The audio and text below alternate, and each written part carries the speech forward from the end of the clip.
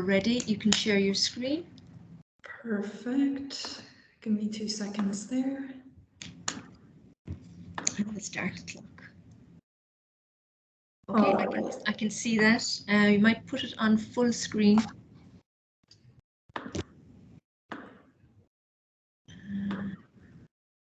Is that good? I'm only just seeing half your slide. It's like, what do you see on your computer? I see the full presentation. I'll stop sharing and try again. Yeah. It's like I'm seeing half the slide.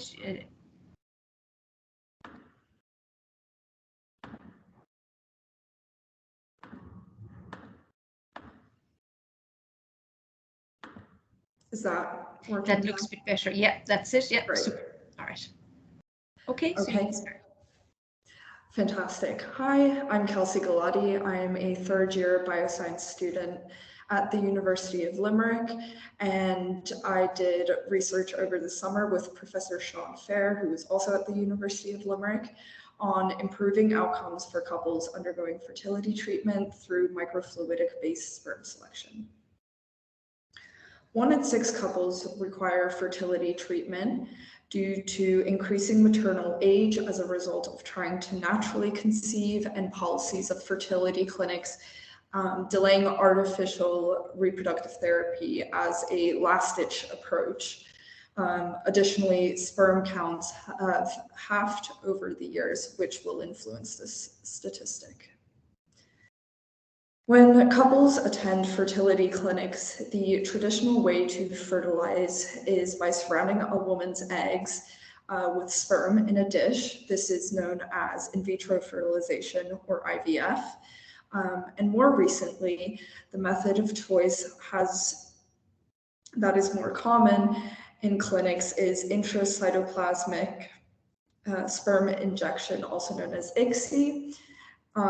Which uses a suction pipette to hold the egg in place while the sperm that is specially selected to be the fittest by the embryologist will be directly injected into the egg. In this process, there is no natural selection at play, as I said, because the embryologist chooses the fittest sperm. Currently, density gradient centrifugation is the technology used to select sperm. The sperm are placed in a tube on top of silica nanoparticles and centrifuged, which is spinning it really fast. While this does concentrate the most motile or best moving sperm at the bottom of the tube, it does cause oxidative stress. In turn, there are increased levels of DNA fragmentation or DNA damage and reactive oxygen species. High levels of DNA damage in sperm used to fertilize eggs have embryos that are twice more at risk for a miscarriage. We don't want to be selecting sperm with fragmented DNA, and this is something the embryologist cannot test prior to the fertilization without killing the sperm first. So, with this in mind, researchers at the University of Limerick developed a microfluidic device to help tackle this problem. It works by mimicking how sperm swim against a fluid flow of mucus in the female reproductive tract. So in the video here, the sperm is put into the outside circle of the device and they swim against the flow coming from the middle, much like salmon swimming up a river. This process is referred to as bryotaxis, and the sperm will swim towards the center of the device and will be harvested for use.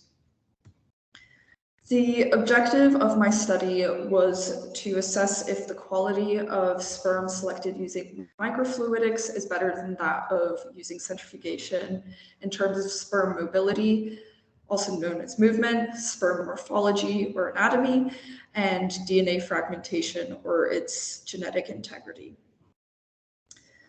Here's a little overview of the experimental design. 20 samples of frozen thawed sperm were split into a control group with no treatment, density gradient, centrifugation treatment, and the microfluidic device treatment. After that, we assessed all of the samples based on their motility, which was alive under a microscope, and then for sperm morphology, which involved killing the sperm, staining them, and fixing them on a slide. And finally, DNA fragmentation, in which we used a flow cytometer with a fluorescent acridine orange probe to assess the damage of the DNA. I'm just going to go back there. I would also like to note for the morphology and the DNA fragmentation that the samples need to be killed prior to assessing this factor. So this isn't something that the embryologist can do on the day of fertilization because the sperm will be killed.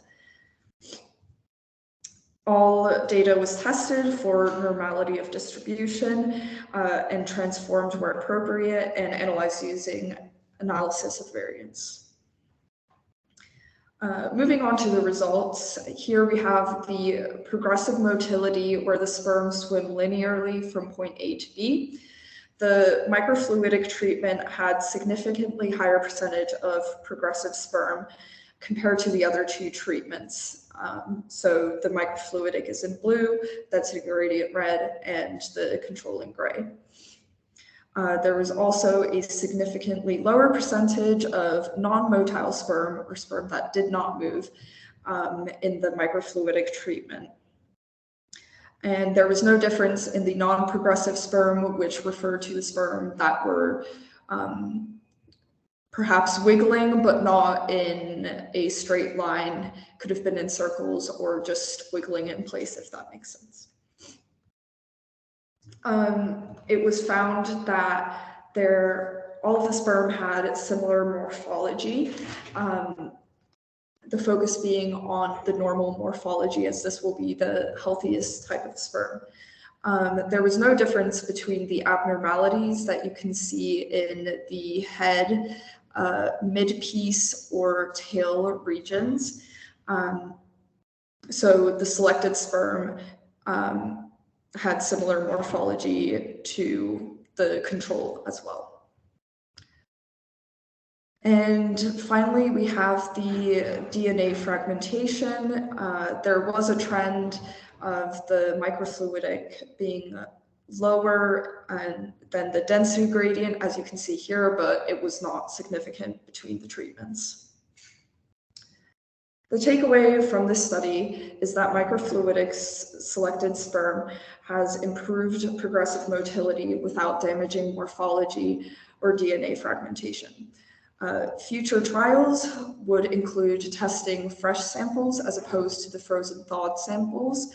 And it is important that we continue to develop microfluidic devices as it uses biomimicry, and it copies the reproductive tract of the female as opposed to ICSI, where it is, or density gradient, where it just uses the centrifugation, and that isn't relevant to what actually happens in the reproductive tract. So there is a more physiologically accurate selection process than the density gradient. And that's why it's important to keep developing this technology so that we can help more couples carry healthy embryos. And at this stage, I would like to say thank you for listening. And if you have any questions, you can ask them now or email me. And I wanted to thank my supervisor, Professor Sean Fair, and his team, notably Dr. Diane Morera, who helped me carry out all of the experimental design. Thank you, Kelsi. I'll just stop the recording now.